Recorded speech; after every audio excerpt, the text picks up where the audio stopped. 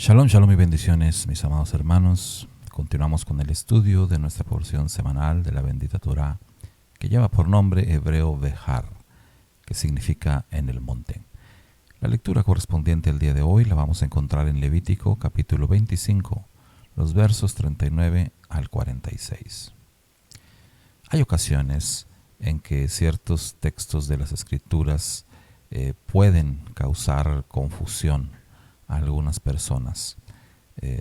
Por ejemplo, acabamos de estudiar en la Torá, en nuestra porción, las leyes que tienen que ver acerca con el trato con las personas pobres, en donde el Eterno específicamente dice que esas leyes hacia los pobres aplican igual tanto para los israelitas nativos como para los extranjeros. Y en nuestra lectura de hoy encontramos leyes que tienen que ver con los esclavos, y en donde vemos que hay una diferencia, es decir, las leyes hacia los esclavos aplican diferente hacia los nativos de Israel que hacia los extranjeros.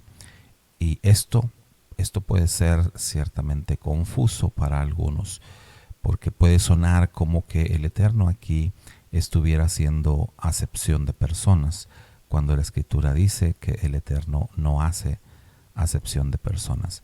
Entonces, ¿qué es lo que está pasando acá? ¿O por qué hay una diferencia? Porque hay textos en la Torá que dicen una cosa y de pronto hay textos que pueden decir lo contrario.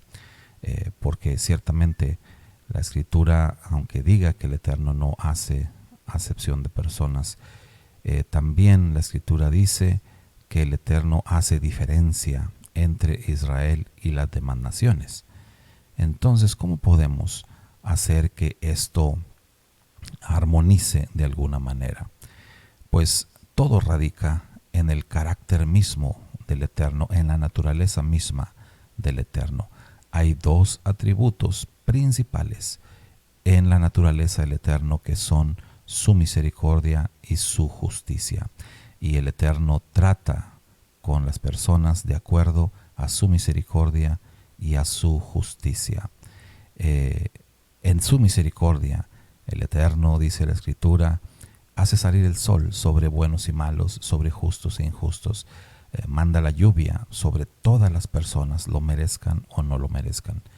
Pero en su justicia, el Eterno no puede pasar por alto las injusticias de la gente. El Eterno debe castigar el pecado de las personas, no puede pasarlo por alto, porque Él es un Dios justo. Entonces su trato hacia el mundo tiene que ver siempre con su misericordia y con su justicia. Podemos poner el ejemplo de aquel texto que dice: joven fui y envejecido, y no he visto justo desamparado, ni su descendencia que mendigue pan. Notemos ahí que el texto dice justo. Entonces un justo nunca va a estar desamparado. Un justo nunca va a sufrir de la miseria. Un justo nunca va a sufrir de hambre, porque el Eterno va a estar ahí para suplirle. Pero la condición es que la persona sea un justo. En cambio, podemos ver personas que caen en la desgracia, que caen en la miseria, que pasan hambres, pero muy seguramente no son justos. ¿Y qué es lo que hace justa a una persona? Pues el pertenecer al pueblo elegido, el caminar en los mandamientos del Eterno, el obedecer la Torá. Dicho en otras palabras, a toda persona que haya puesto su confianza en el Dios de Israel, toda persona que ha entrado en pacto con el Dios de Israel a través de su bendito Hijo, nuestro Redentor, el Mesías Yeshua, tal persona que sigue la Torá, que obedece los mandamientos, estará disfrutando siempre de todos los privilegios que el Eterno ofrece en su palabra. Disfrutará de todas las promesas que el Eterno hace, porque hay muchas promesas en las Sagradas Escrituras que están condicionadas y que son exclusivas solamente para los hijos de Israel, para aquellos que están comprometidos con el Eterno y con su pacto. Es por eso que en nuestro texto encontramos esa diferencia.